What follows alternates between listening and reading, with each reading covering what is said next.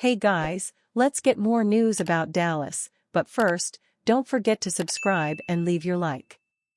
Browns QB Deshaun Watson issues four-word statement on opener. Deshaun Watson is excited for the Cleveland Browns Week 1 matchup against the Dallas Cowboys, which will feature Tom Brady in the broadcast booth. The matchup between the Browns and Cowboys will mark Brady's debut as a Fox commentator, likely drawing many additional eyes. Watson is ready for the spotlight. "That's dope as hell," Watson said on his QB Unplugged show. Watson continued, "It's super dope. The GOAT gets to watch you. You have no choice but to put on a show." Watson's co-host Quincy Avery reminded him that he got the best of Brady a few times on the field. "Facts, no diddy," Watson said. Brady is still working on settling into his role as a commentator and putting some of his competitive feelings to the side. But he did slide in a little shot at Cowboys quarterback Dak Prescott when discussing the opener. "Obviously, having the Cowboys on is a huge draw. As America's team, that's gonna get a little hard for me to say that all the time, understanding that they were the competition for a long time. But in this new role, I know how important the Cowboys are to this network," Brady said. "They got great storylines. Dak Prescott, let's see if he can finally come through. Did that just slip out?" Watson has failed to live up to expectations with the Browns so far. The team gave up a trio of first-round picks to land him via a 2022 trade and also handed him a $230 million fully guaranteed contract. Watson has played in 12 games with mixed results.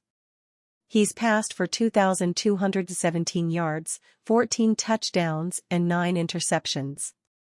Watson is coming off season-ending shoulder surgery but is expected to ramp up his work in OTAs. The Browns feel like this year might be where Watson puts it all together and looks like the Pro Bowler he was in Houston. Deshaun Watson, coming off the shoulder injury that required surgery, "I'm told that he will be throwing in Browns OTAs," ESPN's Jeremy Fowler said. Now, will he do 11-man work? That's up to Kevin Stefanski, the head coach. They might scale him back a little bit, but I've talked to somebody close to Watson and said he's looking like the old Deshaun, feeling good trying to get that confidence back after a few years that maybe were subpar for his normal standards back when he played in Houston. Watson recently got a massive back tattoo. It featured many things, including his girlfriend's face. But what generated some conversation was an empty Super Bowl ring, which he seemingly plans to fill in at some point during his career. Watson expressed his Super Bowl expectations for the Browns earlier this offseason. "We got the pieces. We just have to put it all together. Once we all get healthy and get the opportunity on the field at the same time for a full season, hell yeah, we have a chance to do it," Watson said. "We got the defense, the offense, the special teams, the culture, the fan base. We just got to go do it now." The Browns are plus 4,000 to win the Super Bowl. That puts them in the middle of the pack at number 16 in the league.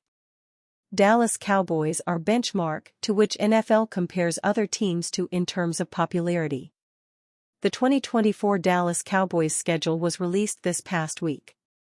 Different people look at different things relative to the schedule in terms of minute details, and one thing that people often care about is the number of primetime games that a club has. Dallas is scheduled to appear on primetime on 6 different occasions and can always be flexed in for more. This is the number of primetime games and it does not count the big windows they will appear in like the standard Sunday afternoon. For smaller teams or organizations who are not as popular, the number of primetime games is reflective of a lot of success on the field. Consider that the Houston Texans saw a significant bump in this area as just one example. Much is made about market size in sports, but the NFL has proven that regardless of how small your market is, if you build it, as in success/watchability, they will come. There is one team that is a classic example of this. In the aftermath of the schedule release, the NFL saw various experts speak on its construction. One of them was NFL broadcast planning Vice President Mike North, who fielded questions and discussed the schedule at length. Full peek behind the curtain here, when he said the quote above, my friend Pete Sweeney from Arrowhead Pride mentioned it to me.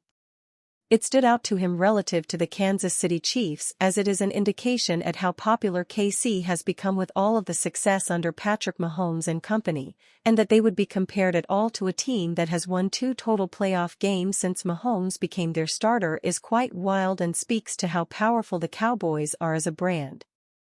They're Cowboys-level assets right now, he said of the Chiefs. Knowing that everybody's going to get a certain number of them, being able to pull 2 Kansas City games out of the mix, put them in a TBD black box kind of holding spot for the Saturday through Wednesday round robin at the end, we wanted to make sure that we still felt like we could deliver quality Kansas City inventory to NBC.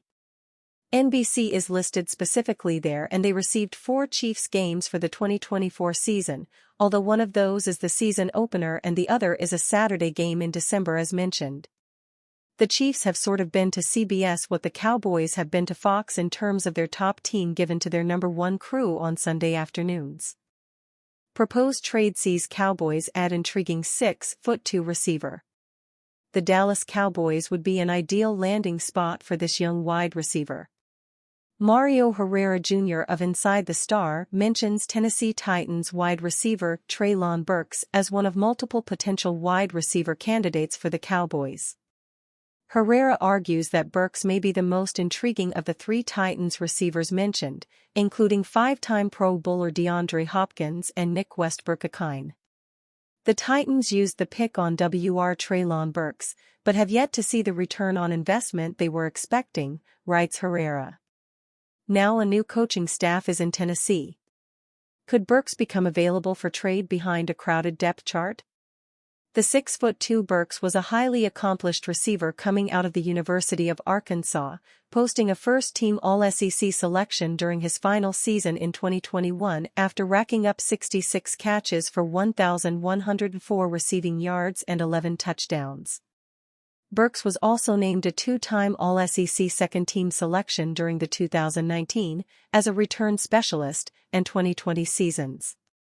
That accomplished collegiate career led to Burks being selected with a first-round draft pick by the Titans in 2022. To top it all off, Burks faces even more pressure to live up to his status because the Titans traded away star receiver A.J. Brown in order to acquire the pick used on Burks. However, his impact through the first 2 seasons of his career have been minimal. The 24-year-old Burks has posted just 49 receptions for 665 receiving yards and 1 touchdown. To make matters even worse, his numbers declined in his second season compared to the first, posting just 16 catches for 221 receiving yards and 0 touchdowns during the 2023 season. Those numbers were so low that they actually ranked behind former undrafted free agent Westbrook-Akine and journeyman receiver Chris Moore.